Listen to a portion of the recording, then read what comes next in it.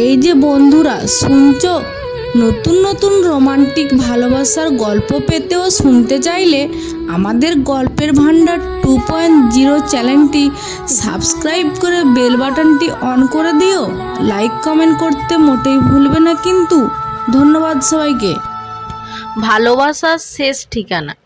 বিশ্ববিদ্যালয় লাইব্রেরিতে আয়েশার সঙ্গে প্রথম দেখা হয় আদিলের।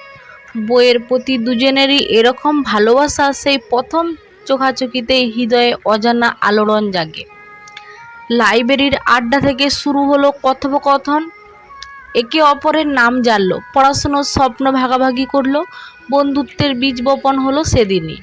ক্লাস শেষে আড্ডায় দুজনের হাসি কান্না ভাগাভাগি চলতে লাগলো। একে অপরকে ছাড়া দিন যেন অসম্পূর্ণ মনে হতে লাগলো। বৃষ্টি ভেজা দুপুরে একসাথে আশ্রয় নিল তারা। সেদিনের নীরবতা যেন অজানা টানের কথা বলে দিল। আদিলের হঠাৎ বলা কথায় তোমাকে ছাড়া আমার সব ফাঁকা লাগে। আয়েশার বুক কেঁপে উঠল, প্রেমের আলো জ্বলে উঠল নিঃশব্দে। এক সন্ধ্যায় আয়েশা ধীরে ধীরে জানিয়ে দিল, হ্যাঁ আমিও তোমাকে ভালোবাসি। আদিলের চোখ ভিজে উঠল আনন্দে। প্রথম হাত ধরা, প্রথম কফি শেয়ার, প্রথম একসাথে হাঁটা, সবই যেন ছিল স্বপ্নের মতো।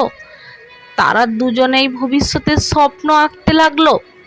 একসাথে পড়াশুনো শেষ করা, পরিবার গড়া, সুখে দুঃখে পাশে থাকা। কিন্তু বাস্তবতার ছায়া নেমে এলো। আদিলের পরিবার চাইছিল সে বিদেশে পড়ুক, আর আয়েশার পরিবার চাইছিল শিগগির বিয়ে হোক। দুজনের মনেই প্রশ্ন, কি হবে তাদের ভবিষ্যৎ? ভালোবাসা কি এত সহজে টিকবে? অবশেষে আদিল বিদেশে গেল।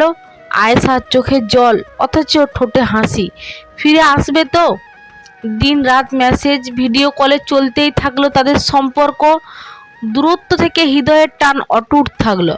পরিবারের চাপ, নিজের পড়াশোনা চালিয়ে গেল আদিলকে ভরসা করে। বিদেশ থেকে আদিল বলল, আমি শুধু তোমাকেই চাই, ধৈর্য ধরো, আমি ফিরবো।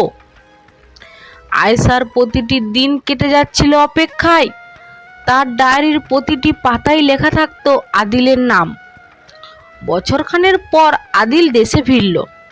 দেখা হতেই দুজনের চোখে জল, বুক ভরে উঠল সুখে। আদিল সাহস নিয়ে পরিবারের সামনে ঘোষণা করল, আমি আয়েশাকেই বিয়ে করব, আয়েশাকে ছাড়া বাঁচব না। প্রথমে পরিবার রাজি হলো না, কিন্তু নানা যুক্তি, চাপ, অশান্তি চলতেই থাকলো তাদের পরিবারের মধ্যে। আয়েশা নীরবে সব সহ্য করলো।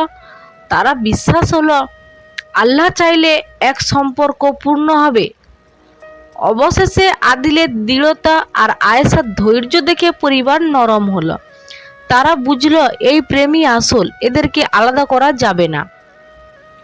খুশির মাঝে অনুষ্ঠিত হলো বাগদান। আয়েশার হাতে আংটি পরালো আদিল, চোখে শুধু ভালোবাসার তৃপ্তি। বিয়ের সাজসজ্জা, কেনাকাটা, আত্মীয় স্বজনের ভিড়, সব কিছুতেই উচ্ছ্বাস ছড়িয়ে পড়ল। মোল্লার সামনে বসে আদিল বলল, কবুল। আয়েশার চোখে জল, ঠোঁটে হাসি। তাদের ভালোবাসা এখন আইন সিদ্ধ, পবিত্র বন্ধনে বাঁধা। খুশিতে দুজনেরই বুক ভরে উঠল।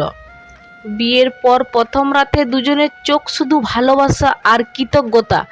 আদিল বলল, তুমি আমার শেষ ঠিকানা। প্রেম, সংগ্রাম, দূরত্ব সবকিছু শেষে তাদের ভালোবাসা পৌঁছালো বিয়ের অঙ্গনে।